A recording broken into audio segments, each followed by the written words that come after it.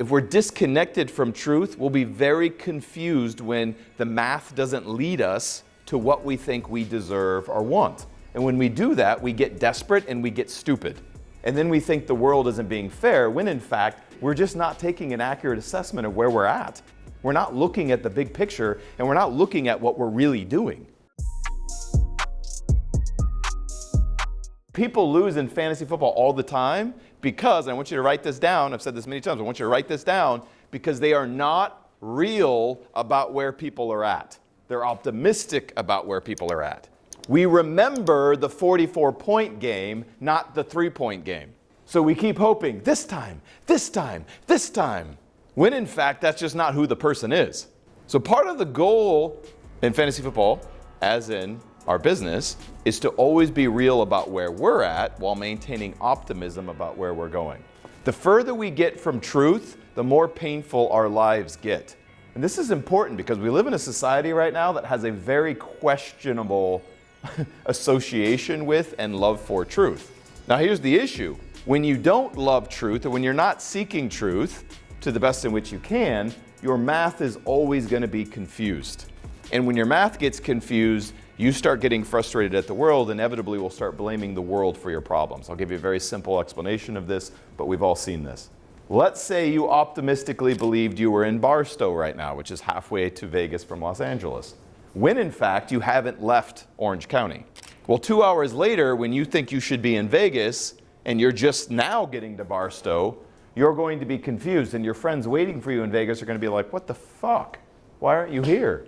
Right? Why aren't you here yet? We're waiting on you. We're going to be late. And then you make some whack-ass excuse for what? Oh, traffic. No, you know that Vegas traffic. It's crazy. It's crazy. Just stop by In-N-Out. I'll be on the way. Well, what happened? Had nothing to do with fucking traffic. It had everything to do with you didn't navigate accurately. You weren't honest about where you were at. Does everybody get the analogy? Okay, we're doing this in life all the fucking time. All the time. This is the identity gap. My whole first book is on this very thing because we are doing this to ourselves all the time. We are not real about where we're at. So one of the reasons I'm really good at fantasy football, and this is up here because my brother brought the trophy because he won last year and 2 years ago, and I won this year. I'm now 3-time champion in this league. It's very hard to do. Platinum status, very hard to get. One of the reasons why I'm really good is because I can see talent before other people do. Like right now, I'm not going to do it, but right now I could walk around this room and tell you who's on path to be an owner and who isn't. Which doesn't mean it can't change, by the way, because that's part of the point. It can change both ways. I've seen people like, yep, you're going to be an owner, to nope. And I've seen people like, where the fuck did this guy come from? Nice. But I could see it just based on how you show up. And I'm willing to make those bets. So I crush the draft because the first 3 or 4 rounds in fantasy football are super easy. They're almost automatic. There's an old saying, and it's true. You can't really win your league in the first 3 or 4 rounds of your draft. Why? Anybody know? Because they're pretty obvious. It's pretty obvious. The ranking is pretty obvious in the first 3 or 4 rounds. It's like, you really have to work hard. But you're not going to win the draft in the first 3 or 4 rounds. You could, however, lose the draft in the 3 or 4 rounds if you drafted way off base, off rankings. How you win your leagues is how you draft like 5 through 10. Right? And I can always tell the difference between people who studied and prepared and who haven't. Because once they get to round 5, 6, they don't know what to do. They start drafting fucking kickers and defenses, and I'm like, oh, shit, you didn't study, right? The winning is in those later rounds where you're seeing value. It's the same thing in our business. I can see value. Now, what do you think I grade on? I've been talking about a lot the last few weeks. What is it? 3 characteristics, three traits of success. What are they? Skills, mentality, and character. So what do you think I like the most? Character, for a couple of reasons. That's the hardest to figure out. So I'll go read the coaching, the scouting reports on a player. And I learned this because I had a good friend who was one of my trainers, he was a fitness trainer for me for a while, because he had a fucking just shredded body. Again, going back to what I'm saying, get advice from people who are where you want to be. Dude played professionally. He was a DB for the Ravens, won a championship with Pete Carroll and USC. So I hired him to train me, because why? Well, because he has the body I want. I literally told him, I'm like, dude, I want your body. And he's like, train me. But he was shredded. But we got to know each other, and he's talking about football. Man, it's all politics. It's all politics. And he's sharing why he was no longer with the Ravens, because it's all politics. And then I go read his scouting report, and I'm like, Marcel, bro, yeah, Sab, you know, that's not it. I'm like, fucking, I know you. That's a perfect, accurate description of your mentality and character. And then I hired a guy, got him all the way into our program when he became a market director. He played professional baseball. Same thing, I read a scouting report. Not coachable, competitive, almost to a toxic level, all about himself. A couple other things, but then highly skilled, physically a freak. And I'm like, yeah, that's exactly him. He's not in the business. Why? For the same reasons he didn't play professional baseball for very long. It shows up in the character and mentality of the human. So those are the things that I care about the most, and that's getting real. So when I read scouting reports on a guy who's a leader in the locker room, makes the people around him better, high character individual, healthy lifestyle.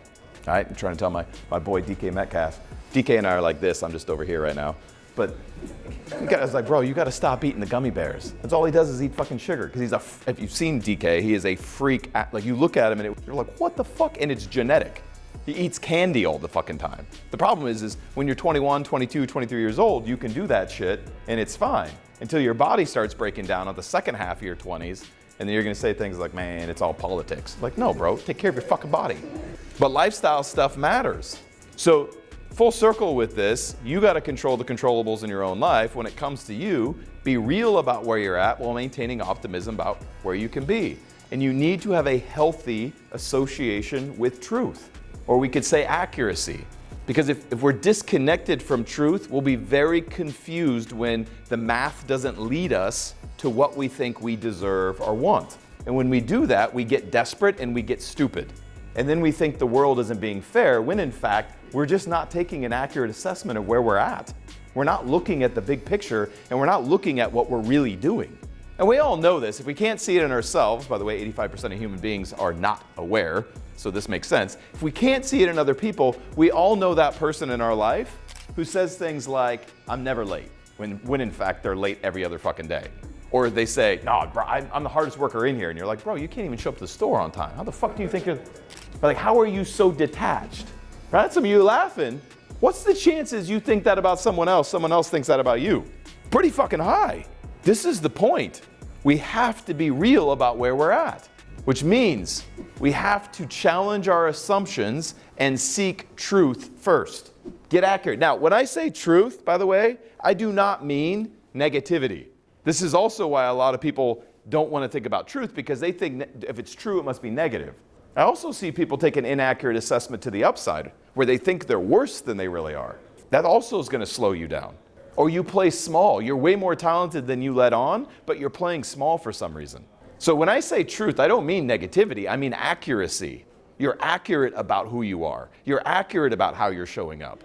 This will save you a lot of pain.